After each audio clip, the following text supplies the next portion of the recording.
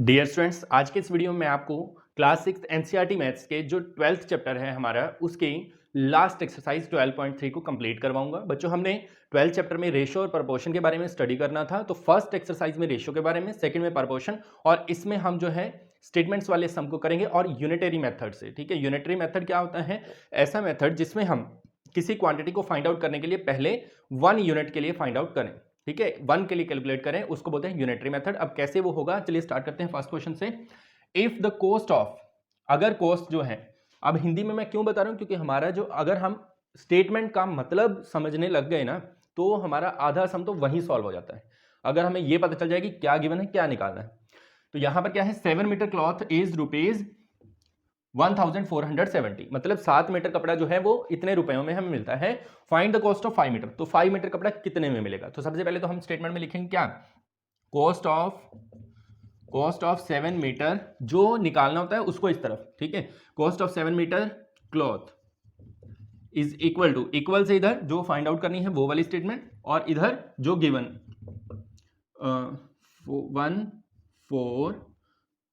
1470, sorry, जो find out करना है वो इधर। ठीक है, हमें क्या निकालना है, 5 मीटर कपड़ा हमें दिया गया है, तो इसका कॉस्ट हमें बताना है। तो कॉस्ट को इस तरफ रखेंगे हम। तो यूनिटरी मेथड है, इसलिए फर्स्ट हम 1 के लिए कैलकुलेट करेंगे, कॉस्ट ऑफ 1 मीटर क्लॉथ। ठीक है, 1 मीटर क्लॉथ जो है वो कितने रुपए का आएगा? तो कैसे निकालेंगे, 1470, जो इधर स्टेटमेंट होती है उसको आपने ऊपर रखना है और इधर वाली स्टेटमेंट को नीचे लेके आना है। इधर क्या है, 7 मीटर, तो 7 को इसके डिवाइड में लेके आना है। अगर आप चाहो तो यहीं कैंसिल कर दो, नहीं तो नेक्स्ट जो लाइन आएगी उसमें एक साथ सारा कुछ कैंसिल कर देंगे तो ज्यादा बेहतर रहेगा। इसको ऐसे रहने देते हैं। अब कॉस्ट ऑफ, जो हमें निकालना है, cost of 5 metre cloth, 5 metre cloth का कॉस्ट कितना आ जाएगा? जो ये स्टेटमेंट है सेम एज इट इज, ठीक है, और जो यहां पे होगा इससे मल्टीप्लाई।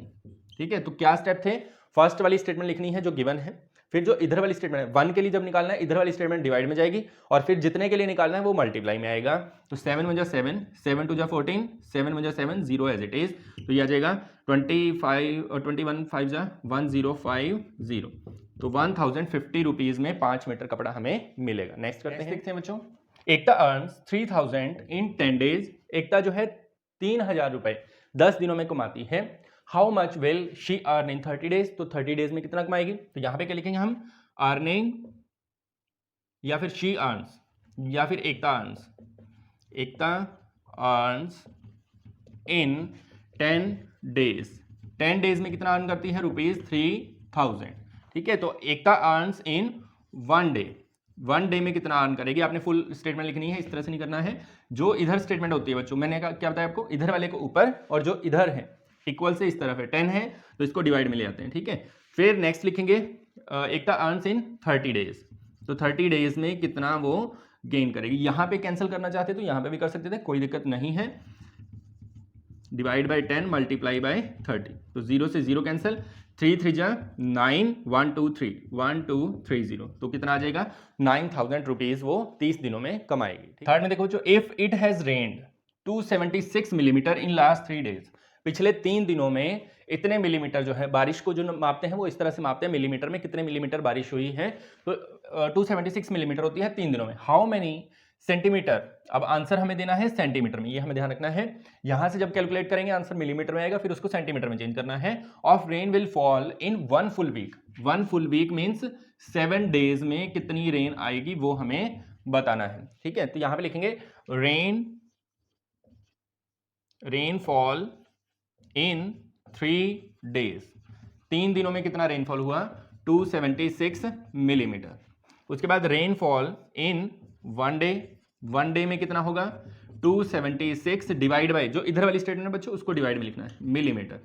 फिर हम लिखेंगे जितने में हमें निकालना है 7 डेज में, तो रेनफॉल इन 7 डेज, 7 डेज में कितना हो जाएगा, 276 डिवाइड बाई 3 मल्टीप्लाई बाई 7। ठीक है, अब 3 की टेबल पे कैंसिल करो, 3 9 जा 27, 3 2 जा 6, इसको मल्टीप्लाई करते हैं, 7 2 जा 14 का 1 कैरी, 7 9 जा 63 और 1 64। अब ये मिलीमीटर में आंसर है बच्चों, तो आपने ध्यान रखना है जो मिलीमीटर और सेंटीमीटर में क्या रिलेशन है, 1 centimetre is equal to 10 millimetre. अब मिलीमीटर छोटा होता है, मिलीमीटर से अगर सेंटीमीटर बनाने हैं तो 10 से डिवाइड करना होता है, तो इसको हम 10 से डिवाइड करेंगे, 64.4 सेंटीमीटर इसका आंसर आ जाएगा बच्चों।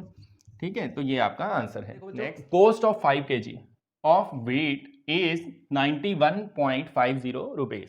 5 किलो वेट गेहूं जो है वो 91.50 रुपीज में हमें मिलती है। तो फर्स्ट स्टेटमेंट तो ये हो गई। सेकंड हमें निकालना है what will be the cost of 8 kg of weight. तो 8 kg का वेट का कितना कॉस्ट होगा। तो ए पार्ट को सॉल्व करते हैं बच्चों पहले। तो आप देखो 8 kg का निकालना है, kg गिवन है तो इसको इस तरफ लिखेंगे। कॉस्ट ऑफ 5 kg कितना है, कॉस्ट ऑफ 5 kg रुपीज 91.50। ठीक है, उसके बाद कॉस्ट ऑफ क्या निकालते होते हैं बच्चों, 1 का। Cost of 1 kg of weight, 1 kg का निकालने के लिए 91.50 डिवाइड में क्या आ जाएगा 5।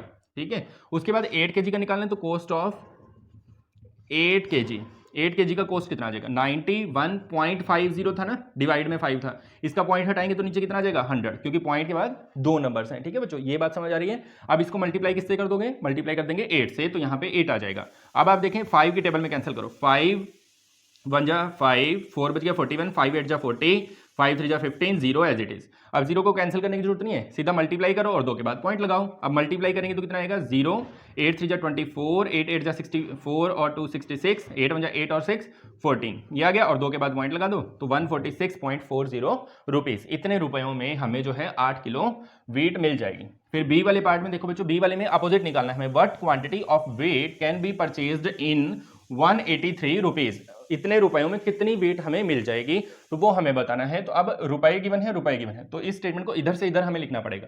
किलोग्राम निकालना है तो उस तरफ लेके जाएंगे इसको, यहां लिखेंगे weight can be purchased in rupees 91.50। कितनी वेट परचेज कर सकते हैं 5 किलोग्राम। इस तरह से स्टेटमेंट को पलट देना है आपने, क्योंकि जो हमें गिवन हो वो स्टेटमेंट लेफ्ट हैंड साइड में, जो हमें निकालना है फाइंड आउट करना है उसको राइट साइड में लेके जाना है। अब यहाँ पे सेम स्टेटमेंट लिखेंगे, वेट कैन बी परचेज्ड इन 1 रुपी। तो 1 रुपए में कितनी खरीद सकते हैं। अब ये ऊपर आएगा, इधर वाली स्टेटमेंट नीचे जाएगी। ये बच्चों ध्यान से करना है। यहाँ पे बहुत से बच्चों की मैंने मिस्टेक्स देखी हैं अपने स्टूडेंट्स की, जब भी टेस्ट वगैरह लेते हैं तो उस टाइम बहुत मिस्टेक करते हैं बच्चे। यहाँ पर 1 के लिए फिर हमें 183 में निकालना है, तो 183 रुपीज में कितनी वेट परचेज कर सकते हैं, तो 5 डिवाइड बाई 91.50 है। अब इसका पॉइंट हटाएंगे, नीचे 100 आएगा। अब ये पहले से डिवाइड में है तो डिवाइड का डिवाइड कहाँ चला जाता है, ऊपर। ये बात आपको ध्यान रखनी है। और मल्टीप्लाई में जिसमें निकालना है 183। ठीक है, बात समझ आई। दोबारा इसको रिपीट करते हैं एक बार। 5 एज इट इज, नीचे 91.50 है तो पॉइंट हटाएंगे, नीचे 100 आना था, जबकि ये स्टेटमेंट पहले से डिवाइड में, तो डिवाइड का डिवाइड चला जाता है ऊपर, इसलिए 100 ऊपर आ गया। और जितने में निकालना है 183 में, वो मल्टीप्लाई में। अब 5 की टेबल पे कैंसिल कर देते हैं इसको, 5 1 जा 5, 5 पे कैंसिल करेंगे 1830 आ जाएगा, 0 से 0 कैंसिल हो जाएगी, 183 से 183, तो क्या बचा 10। तो आंसर आ गया बच्चों 10 किलोग्राम। तो 183 रुपए में आप कितनी गेहूं खरीद सकते हैं, 10 kilogram. The temperature dropped 15 degree Celsius in last 30 days. Last जो पिछले 30 दिन गुजरे हैं उनमें 15 डिग्री टेम्परेचर कम हुआ है। If the rate of temperature drop remain same, अगर इसी तरह से टेम्परेचर कम होता रहे, हाउ मेनी डिग्रीज, कितने degrees will the temperature drop in next 10 days, तो अगले 10 दिनों में टेम्परेचर कितना ड्रॉप हो जाएगा। तो सिंपल है, हमें निकालना है कितने डिग्रीज, तो डिग्री सेल्सियस को रखेंगे दूसरी साइड, तो यहां लिखेंगे टेम्परेचर डिक्रीज, ड्रॉप लिख देंगे, टेम्परेचर ड्रॉप्ड इन 30 डेज। 30 दिनों में टेम्परेचर कितना ड्रॉप हुआ है, 15 डिग्री सेल्सियस। ठीक है, तो यहां पे हम लिखेंगे टेम्परेचर ड्रॉप्ड इन 1 डे। पहले 1 डे का निकालना पड़ेगा, तो उसके लिए इधर वाली स्टेटमेंट ऊपर, चाहे छोटी है चाहे बड़ी है, इधर वाली स्टेटमेंट नीचे। बहुत से बच्चों को मैंने देखा, अपने स्टूडेंट्स को जब वो टेस्ट करते हैं तो वो सोचते हैं भाई इधर वाली स्टेटमेंट बड़ी है तो वो 30/15 लिख देते हैं। ऐसा नहीं करना है बच्चों, बिल्कुल भी। आपने क्या करना है, जो इधर है राइट साइड में वही ऊपर आएगी, चाहे वो छोटी है चाहे बड़ी स्टेटमेंट है। ठीक है, अब कितने में निकालना है हमें, नेक्स्ट 10 डेज में। तो टेम्परेचर ड्रॉप्ड इन 10 डेज, 10 दिनों में कितना आ जाएगा, 15 डिवाइड बाई 30 मल्टीप्लाई बाई 10, 0 से 0 कैंसिल, 3 1 जा 3, 3 5 जा 15, तो आंसर आ जाएगा 5 डिग्री सेल्सियस। इस तरह से आपने आंसर देना है। नेक्स्ट की स्टेटमेंट देखते हैं बच्चों, Shaina pays ₹15,000 as a rent of for 3 months. मतलब शाइना जो है वो 15,000 रुपए किराया देती है 3 महीनों का। ठीक है, 3 मंथ्स का किराया कितना है, 15,000 रुपए। How much does she has to pay, कितना उसको पे करना पड़ेगा for a whole year. Whole year means 12 month, 12 महीने का। If the rent per month remain same, अगर रेंट उतना ही रहे पर मंथ का, तो कितना, क्या निकालना हमें, 12 मंथ में कितना पे करना पड़ेगा। तो यहाँ पे सिंपल हम लिखेंगे रेंट फॉर 3 months, 3 महीने का रेंट जो है वो कितना हो जाएगा 15,000 रुपीज। तो यहां लिखेंगे रेंट फॉर 1 month, 1 month का रेंट कितना आएगा। ये जो स्टेटमेंट होती है बच्चों इसको आपने रखना है ऊपर और डिवाइड किससे करना है, इधर वाली स्टेटमेंट से 3 से। उसके बाद 12 महीनों का निकालना है, तो रेंट फॉर 12 month। वैसे तो यहाँ होल ईयर लिखा है, एक पूरे साल का, हमारे पास ऊपर स्टेटमेंट मंथ्स में है तो हम मंथ्स में ही कैलकुलेट करेंगे। 12 month, 12 months का कितना आएगा 15,000 डिवाइड बाई 3 मल्टीप्लाई बाई 12, ठीक है। 3 1 जा 3, 3 4 जा 12, तो 15 4 जा कितना होता है 60 और 1 2 3, 1 2 3, तो ये आ जाएगा 60,000 rupees. Next, cost of 4 dozen bananas. 4 dozen bananas का कॉस्ट है 180 रुपीज। 1 डजन में 12 बनानाज होते हैं, ये हमें ध्यान रखना है। तो 4 डजन का कॉस्ट है 180। How many bananas can be purchased in, तो कितने बनाना हम खरीद सकते हैं 90 रुपीज में। अब ध्यान देना है बच्चों, रुपीज हमें गिवन है तो इसको हमें इस तरफ रखना है और जो हमें निकालना है नंबर ऑफ बनानाज वो हमें राइट साइड में रखने हैं। तो स्टेटमेंट इस तरह से मॉडिफाई करके आपने लिखनी है। कॉस्ट ऑफ 4 डजन बनाना नहीं लिखना है, हमें लिखना है bananas can be purchased in 180 rupees, number of, या फिर सीधा बनानाज लिख दो, bananas that can be purchased in rupees 180। 180 रुपए में कितने हैं 4 डजन, और 1 डजन में कितने होते हैं 12, तो 4 डजन में कितने हो जाएंगे 4 मल्टीप्लाई 12, 4 ये हो जाएगा 48 बनाना, ठीक है। कितने बनाना हम खरीद सकते हैं 48। अब 1 रुपीज में banana can be purchased in rupees 1, 1 रुपए में कितने हो जाएंगे 48 इधर है डिवाइड बाई 180। ये बात जो है बच्चों ध्यान से आपने करनी है। बहुत से बच्चों को मैंने देखा है वो इधर वाली स्टेटमेंट को बड़ा देख के क्या कर देते हैं 180 बाई 48 लिख देते हैं। यहीं पे मिस्टेक होती है, जब भी होती है आपको क्या करना है, इधर जो राइट साइड में स्टेटमेंट है वो पहले आएगी और जो इधर है लेफ्ट में वो नीचे आएगी। अब कितने में निकालना है हमें 90 रुपीज में, तो can be purchased in rupees 90। 90 rupees में कितने आ जाएंगे 48 डिवाइड बाई 180 मल्टीप्लाई बाई 90, 0 से 0 कैंसिल, 9 1 जा 9, 9 2 जा 18, 2 की टेबल में कैंसिल करेंगे, 2 2 जा 4, 2 4 जा 8, तो कितने बनाना खरीद सकते हैं हम 24 बनाना। कितने रुपए में 90 रुपीज में। नेक्स्ट बच्चों क्या है, the weight of 72 books is 9 kg। 72 books का जो वेट है बच्चों वो 9 किलोग्राम है। तो हमें क्या करना है, what is the weight of 40 such books, तो इस तरह की 40 बुक्स का वेट कितना हो जाएगा। तो यहां पे हम लिखेंगे वेट ऑफ 72 बुक्स, ठीक है। तो ये यूनिटरी मेथड हम कर रहे हैं। 72 बुक्स का वेट जो है वो है 9 किलोग्राम। तो 1 बुक का हम जो है निकालेंगे वेट ऑफ 1 बुक। 1 बुक का वेट कितना आएगा 9 बाई 72, और कितने का निकालना है हमें 40 का, तो वेट ऑफ 40 बुक्स, 40 बुक्स का वेट हो जाएगा 9 बाई 72 मल्टीप्लाई बाई 40, ठीक है। अब 9 की टेबल में कैंसिल हो जाएगा, 9 1 जा 9, 9 8 जा 72, ठीक है। 8 की टेबल में 8 5 जा 40, तो आंसर आ गया 5 किलोग्राम, ठीक है। Next, a truck requires 108 litre of diesel for covering a distance of 594 kilometre. एक ट्रक जो है इतने लीटर पेट्रोल में इतने किलोमीटर डिस्टेंस कवर कर सकता है। हाउ मच डीजल, कितना diesel will be required by the truck to cover a distance of 1650 kilometre. अब हमें डिस्टेंस पता है भाई, इतना डिस्टेंस हमें कवर करवाना है, कितने लीटर डीजल में वो कवर करेगा। तो हम यहाँ पे स्टेटमेंट को इसी तरह से मॉडिफाई करके लिखेंगे कि diesel required to cover 594 kilometre. 594 kilometre cover करने के लिए कितना डीजल चाहिए बच्चों 108 लीटर, इतना डीजल हमें चाहिए। तो हमें क्या करना है, फर्स्ट हम निकालेंगे 1 किलोमीटर के लिए diesel required to cover 1 kilometre, इधर वाली स्टेटमेंट पहले आएगी 108 डिवाइड बाई इधर वाली इसके नीचे जाएगी 594, ठीक है। अब हम देखते हैं वो जो हमारा डिस्टेंस जिसके लिए हमें निकालना है, डीजल रिक्वायर फॉर 1650 किलोमीटर, तो कितना आ जाएगा 108 डिवाइड बाई 594 मल्टीप्लाई बाई 1650, ठीक है। अब जिस पे भी आप कैंसिल करना चाहें करें। तो इसको बच्चों कैंसिल करेंगे कैसे, पहले इसको कर देते हैं 3 की टेबल पे, 3 1 जा 3, यहाँ से बचेगा 2 29, 3 9 जा 27, 3 8 जा 24, इसको 3 पे करते हैं, 3 5 जा 15, 3 5 जा 15, 0 एज इट इज, ठीक है। फिर ये भी 3 पे कैंसिल हो रहे हैं, तो 3 पे कर देते हैं, 3 6 जा 18, 3 6 जा 18, ठीक है 66 आ गया, 3 3 जा 9, यहाँ से बचा 1, 3 6 जा 18, ठीक है।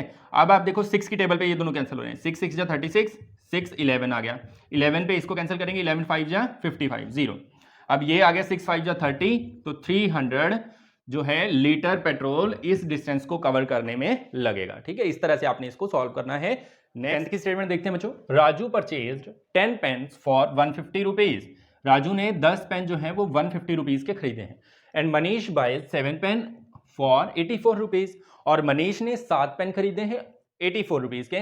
Can you say who got the pens cheaper? क्या आप बता सकते हैं किसने सस्ते पेन खरीदे हैं? तो वो कैसे पता चलेगा? हम दोनों में 1 का जो है प्राइस निकालेंगे कि एक पेन का प्राइस कितना है, तभी हम कंपेयर कर सकते हैं ना। ऐसे क्या पता चले ये 10 पेन 150 के, ये 7 पेन 84 के, क्या पता किसके सस्ते हैं। तो पहले हम निकालेंगे फॉर राजू, फॉर राजू। राजू के लिए cost of 10 pens is equal to 150 rupees, और यहां लिखेंगे कॉस्ट ऑफ 1 पेन। कैसे निकलता है बच्चों? 150 डिवाइड बाय, इधर वाली स्टेटमेंट डिवाइड में 0 से 0 कैंसिल, तो आंसर आ गया 15 रुपीज। तो जो राजू ने खरीदा है वो एक पेन उसको 15 रुपए का पड़ा है। अब यहां लिखेंगे फॉर मनीष, मनीष के लिए कॉस्ट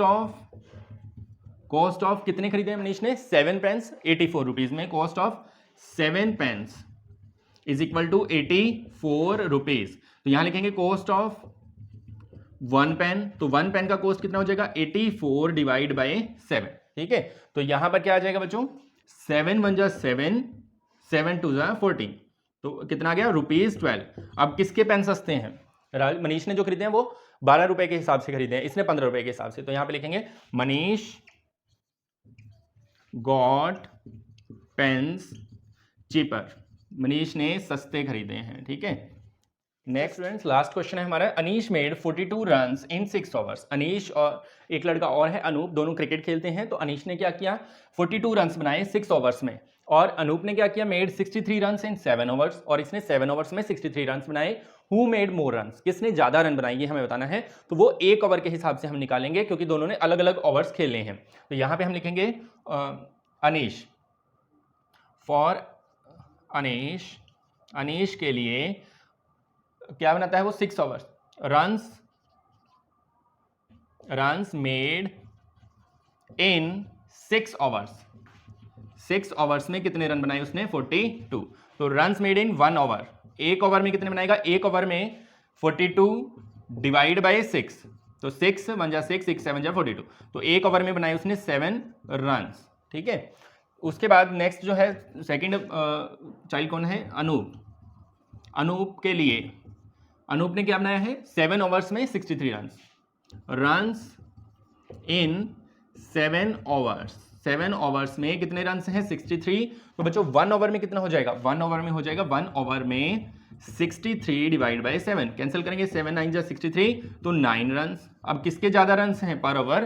पर ओवर के हिसाब से रन रेट जो है उसकी अनूप की ज्यादा है। तो यहां लिखेंगे अनूप मेड मोर रन्स। ठीक है, अब वैसे देखने में तो क्या है?